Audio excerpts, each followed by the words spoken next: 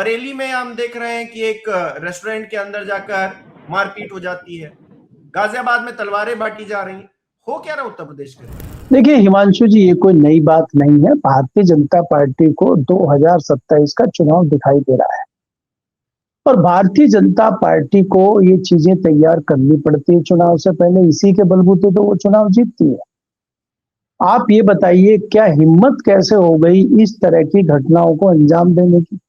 बरेली में एक लड़की जो छात्रा है नर्सिंग की, वो अपने दोस्तों को बुला के अपना जन्मदिन मना रही है और वहां पे इस तरह के हुड़दंगी लोग आ जाते हैं।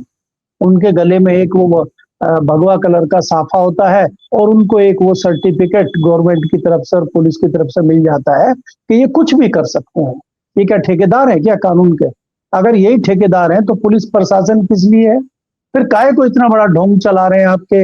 इतनी बड़ी पुलिस, पीएसी और दूसरा प्रशासन वहां बैठा हुआ, उसको हटाइए, फिर इन्हीं को करने दीजिए। तो ये जो चर्चाएं चल रही हैं पूरे उत्तर प्रदेश में ही नहीं, देश में भी चल रही हैं। आप क्या नहीं देख रहे हैं कि किस प्रकार से एक मॉब लिंचिंग हुई है नॉर्थ ईस्ट के उस युवा की उत्तराखंड में? आप नहीं देख रहे हैं कि जिस प्रकार से वह बंगाल में चीजें हो रही हैं? आप नहीं देखते हैं कि केरल में एक लड़के को मार दिया गया उसको बांग्लादेशी बता के? ये क्या शुरू हो रहा है? ये देश में शुरू हो रहा है, खाली उत्तर प्रदेश में नहीं।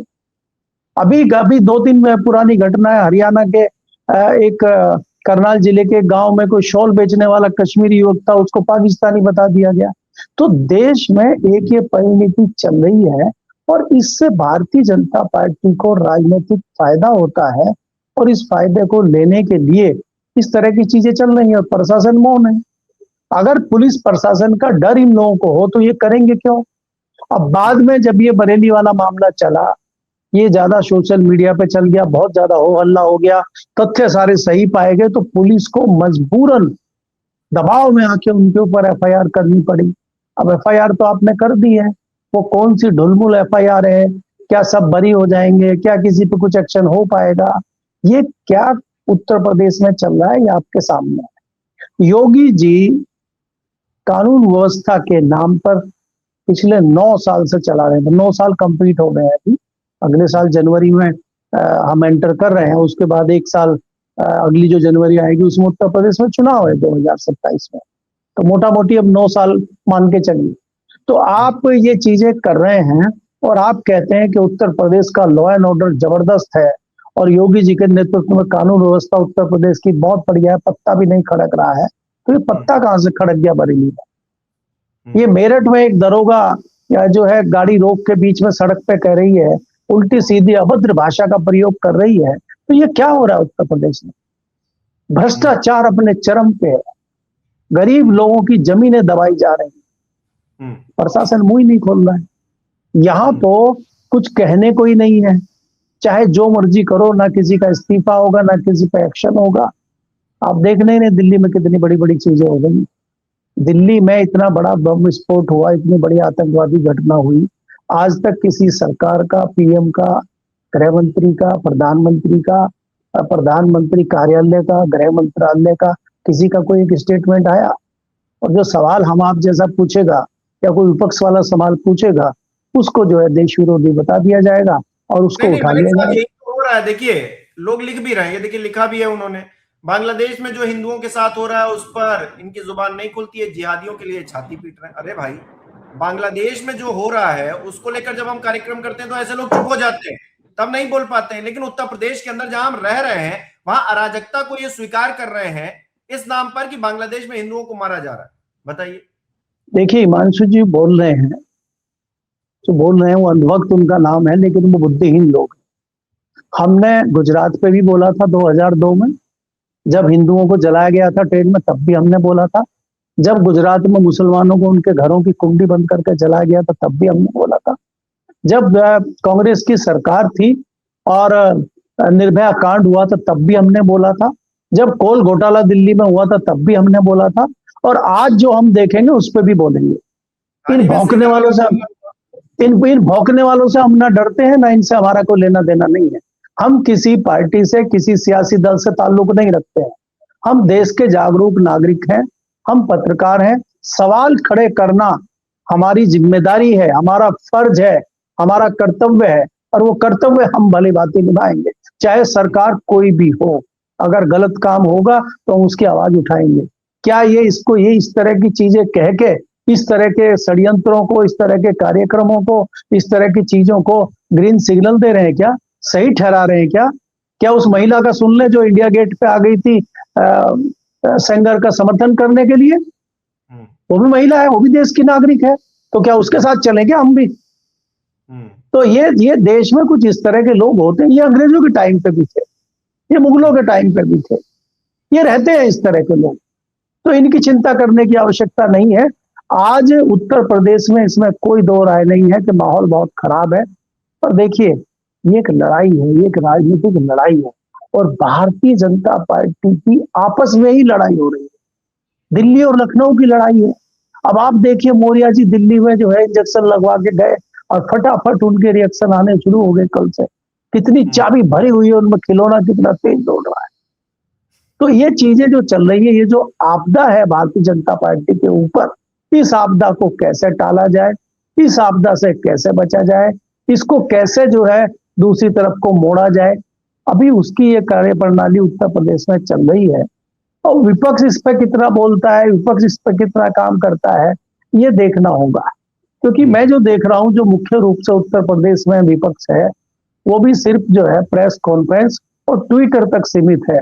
वो कहीं सड़कों पे मामलों को उठाता हुआ मुझे नहीं दिख रहा है। मैं बड़ी साफ गोई से बात कहना चाहता हूँ।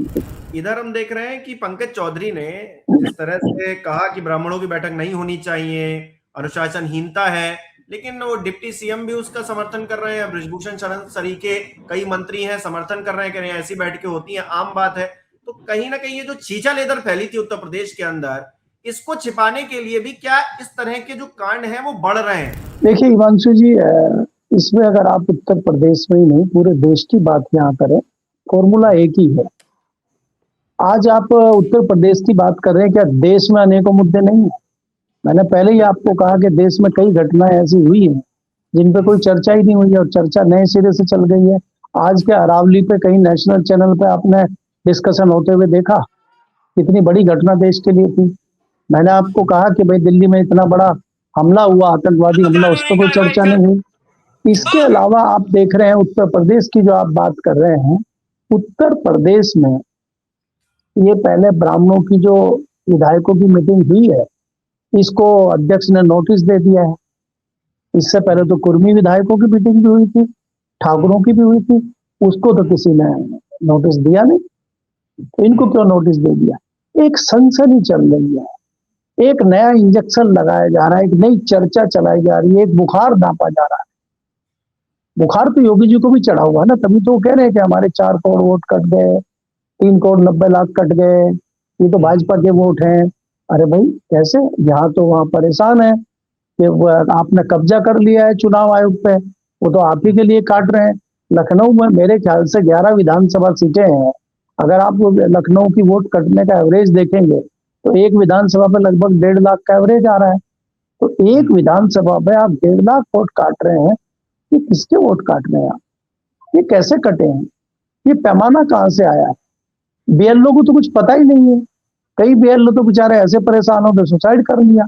कई बीएलओ को समझ ही नहीं आया। आप कह रहे थे घर घर जाएगा बीएलओ, कितने लोगों के घर चला गया?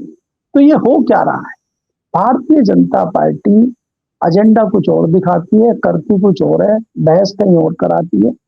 एक पहले होता था, जब हम इतिहास में पढ़ते हैं या कुछ कहानियां पढ़ते हैं, कि जब पहले कहीं युद्ध होता था तो दूसरी साइड पे छोटी लड़ाई छेड़ दी जाती थी और सबका ध्यान उधर आकर्षित हो जाता था और असली युद्ध दूसरी तरफ शुरू हो जाता था। तो भारतीय जनता पार्टी करती कुछ और है, दिखाती कुछ और है और बताती कुछ और है। और देखिए, ये तो इसके फॉर्मूले हैं। भाई राम मंदिर को कब तक इन्होंने बनाया? राम मंदिर तो धार्मिक भावनाएं तो है वहां, और क्या रखा? राम मंदिर बन गया। कितने कितने हिंदू लोग जा रहे हैं वहां पे पूजा अर्चना करने के लिए, कितने लोग जा रहे हैं। तो ये सब इलेक्शन जीतने का इनका एक सिस्टम था। विषय हो गया, उसको राजनीति में मोड़ने की कोशिश की गई, लेकिन मुंह की खा गए। फैजाबाद की जो सीट थी वो 2014 तो कितने दिन बाद खाए? कितने दिन बाद खाए? तो 4 दशकों से तो 4 दशकों पे तो उसी पर राजनीति कर रहे हैं भाई। अडवाणी जी जो 2 सांसदों से लेके 200 सांसदों अडवाणी जी लेके गए हैं, वो तो अयोध्या मंदिर के नाम पे, अयोध्या यात्रा के नाम पे ले गए हैं। अभी तो मुंह की खा गए। अब मुंह की इसलिए खा गए कि जो अंधभक्त थे अयोध्या के वो समझ गए खेला कुछ और है। जब उनके ऊपर आके बैठ गए बाहर के लोग और वहां जमीन पे घोटाले, घपले, भ्रष्टाचार और उनके घर टूटने लगे तो उनको समझ में आया, तब उन्होंने वोट नहीं दिया। और वोट का अंतर बहुत ज्यादा था। अगर कम अंतर होता तब भी भाजपा का वहां से सांसद होता। बहुत ज्यादा डिफरेंस था बनारस की सीटों पे और अयोध्या की सीटों पे। इसलिए प्रधानमंत्री जी किस तरीके से जीते हैं, क्या हुआ, वो सबके सामने है। मैं उस पर नहीं जाना चाहता, लेकिन स्थिति उत्तर प्रदेश में बहुत ज्यादा खराब है। और मैं आपको बता दूं कि भारतीय जनता पार्टी इस चीज को लेकर बहुत परेशान है कि उत्तर प्रदेश उनके हाथ से निकल सकता है। लेकिन यहाँ पे एक बहुत बड़ी लड़ाई भी है जो मैं आपको बताना चाह रहा हूँ। कहीं ना कहीं अमित शाह जो नंबर 2 पे हैं, वो बाबा को नंबर 2 की तरफ बढ़ने देना नहीं चाहते। वो चाहते हैं भले ही स्टेट चला जाए लेकिन बाबा निपट जाए। तो वो भी अपनी चाणक्यगिरी कर रहे हैं। बाबा ये कह रहे हैं कि चाहे कुछ भी हो जाए मुझे दोबारा जीत के आना है और मुझे दोबारा पावर बनानी है। और मैं ये कहूंगा मैं भी तीसरी बार का मुख्यमंत्री हूं, तो मेरा भी मन कर रहा है पीएम की कुर्सी तक जाने का। तो ये बहुत सारी लड़ाई इंटरनल भी है। अब इसमें किसको फायदा होगा, इस आपदा में किसको नुकसान होगा, किसको अवसर मिलेगा, ये देखने वाली बात है। क्या समाजवादी पार्टी को इस आपदा में अवसर मिलेगा? क्या समाजवादी पार्टी ऐसा कुछ कर रही है?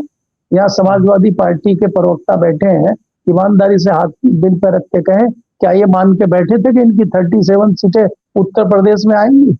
और मेरी पुरानी डिबेट आपके चैनल पे निकाल लीजिए, जब मैं शुरू में 25 कहता था और फिर हमारे सारे दोस्तों ने कहा कि 60 से नीचे भाजपा की नहीं आ रही है और आप 20-25 से ऊपर नहीं बढ़ रहे हैं। और मैंने कहानी भी सुनाई थी आपके चैनल पर कि गुजरात से एक शेर टहलता हुआ उत्तर प्रदेश की तरफ गया और वहां कुएं में गिर गया और कुएं से उसको निकलना है और वहां एक बाबा आए और बाबा को बोला मुझे बचाओ। तो 80 डंडों की सीढ़ी चाहिए थी कुएं में से निकलने के लिए, लेकिन बाबा ने 40 डंडे की सीढ़ी डाली कि ये बच भी जाए और बाहर भी ना निकल पाए, क्योंकि बाहर निकलेगा तो मुझे खा जाएगा। तो वो बात सही साबित हुई बिल्कुल। तो वो 40 से नीचे रह गई भारतीय जनता पार्टी। तो इसलिए ये सारी चीजें हम लोगों को दिखाई देती है। अभी भी वही लड़ाई है। 1 साल पहले आपको बता रहा हूं, ये कवायद सिर्फ चुनावी माहौल बनाने के लिए, चुनाव जीतने के लिए ये सारी चीजें हो रही हैं। ये भारतीय जनता पार्टी है, इसका फोकस सिर्फ किस तरह से चुनाव जीता जाए, किस तरह से चुनावी रणनीति बनाया जाए उस पे है। कौन मर रहा है, कौन जी रहा है, कौन थाने में जा रहा है, किसका जन्मदिन है, किसका रेप हो रहा है, कौन किसका क्या हो रहा है, इससे कोई लेना देना नहीं। सिर्फ हम चुनाव कैसे जीते, सरकार हमारी कैसे बने। अब ये जिनको बताते थे कि ये भ्रष्टाचार की त्रिमूर्ति हैं, बाद में भारतीय जनता पार्टी में जाते ही वो मुख्यमंत्री बन जाते हैं। चाहे आप आसाम उठा लीजिए, चाहे आप महाराष्ट्र उठा लीजिए। तो भारतीय जनता पार्टी के यहाँ सिर्फ एक फॉर्मूला है कि हमें किसी भी कीमत पर सत्ता में आना है। तो सत्ता में आने के लिए तमाम षड्यंत्र, तमाम प्रपंच भारतीय जनता पार्टी करती है। बाकी चीजें सब गौण है।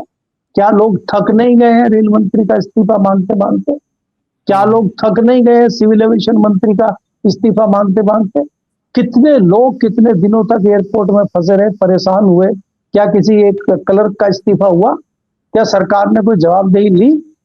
कोई नहीं पूछता, वो नहीं ले रहे, कर लो आपको जो करना है। इतने हाईवे टूट रहे हैं, इतने एक्सीडेंट हो रहे हैं, इतनी अव्यवस्था हो रही है, कहीं कोई इस्तीफा देने जिम्मेदारी लेने को तैयार है? इसमें कोई दो राय नहीं है कि मायावती के टाइम पे कानून व्यवस्था बहुत अच्छी थी। हालांकि हम बिल्कुल ही क्लीन चिट दे दें कि पुलिस उस टाइम कुछ नहीं करती थी, पुलिस में भी भ्रष्टाचार व्याप्त रहता है। लेकिन सामाजिक सौहार्द के तौर पर गुंडे घूम रहे हैं, अपनी मनमर्जी कर रहे हैं, ये सब में फर्क देखा उस वक्त? नहीं, बिल्कुल बिल्कुल। मायावती के टाइम पे कानून व्यवस्था बहुत अच्छी थी। कई ऐसे उदाहरण उन्होंने पेश किए थे जो सराहनीय है। हालांकि उनके ऊपर कई सारे आरोप हैं, उनको छोड़ दीजिए। कई सारे लोगों को मायावती ने, ऐसे लोगों को अपने पास बुलाया और पुलिस को बुला के उनको अरेस्ट कराया जो पकड़े ही, पुलिस कह रही थी पकड़ में ही नहीं आ रहे हैं, बोला अच्छा ठीक है मैं पकड़वाती हूँ। उस नेता को अपने यहाँ बुलाया और अरेस्ट कराया। मायावती के टाइम पे, क्योंकि मायावती सख्त डिसीजन लेती थी। आज की सरकार सख्त डिसीजन नहीं ले रही है ना। यहाँ कहीं ना कहीं जातिवाद बीच में अड़ गया है, यहाँ पे पंथवाद आ गया, यहाँ बहुत सारे वाद आ गए हैं ना। और वाद आने में देखिए, कुछ भी बात कहें आप, समाजवादी पार्टी भी आज कुछ भी कहे, समाजवादी पार्टी के टाइम पे जो गाड़ियों में लोग चलते थे समाजवादी का झंडा लेके, उस पर तमाम टिप्पणियां होती थी, हम लोग भी करते थे। हालांकि इसमें कोई मुजफ्फरनगर का 2013 का दंगा अखिलेश जी कंट्रोल नहीं कर पाए थे। और मैं आपको बताता हूं, क्योंकि अखिलेश जी जब सीएम बने थे शुरू में, तो अखिलेश उस सरकार को नहीं चला रहे थे, उस सरकार को चलाने वाले तमाम मुख्यमंत्री थे, चाहे शिवपाल हो, चाहे मुलायम सिंह यादव हो, चाहे आजम खान हो। तो वो जो चीजें हुई थी आखिर में, अगर हालांकि 2-2.5 साल का जो कार्यकाल अखिलेश यादव का था वो बहुत अच्छा था, उसमें कोई दो राय नहीं है। उसमें कई सारी चीजें हुई, डायल 100 की बात करें, पुलिस सुधार की बात करें, कई अच्छे डिसीजन उसमें हुए। लेकिन ये कह देना कि हमारे टाइम पे बहुत बढ़िया था, आज खराब है, देखिए सियासी दल है, और ये जो उस तरह के कुछ उपद्रवी लोग हैं, आज ये गले में साफा डाल के चल रहे हैं, आज ये भारतीय जनता पार्टी के पाले में खड़े हैं। पहले कई सारे लोग थे इसमें जो समाजवादी के पार्टी में थे, आज वो भाजपा में है, और कल को फिर अगर समाजवादी की सरकार बनती है, वही व्यक्ति आपको समाजवादी में दिखाई देंगे। मैं अगर लिस्ट चाहिए तो मैं दे देता हूं। मेरठ में तमाम भूमाफिया लोग हैं जो पहले समाजवादी पार्टी के टाइम पे थे, आज वो भारतीय जनता पार्टी में काम कर रहे हैं। वो तो कमेरे लोग हैं, उनको तो काम करना है, सरकार किसी की हो, उनको पैसा नेताजी को भी पहुंचाना है और अफसर को भी पहुंचाना है, तो वो चंद लोग काम कर रहे हैं। यहाँ बात है कि परसेप्शन जमीन पे क्या बन रहा है, जो आम आदमी है वो क्या सोचता है, क्या आम आदमी भी दुखी है?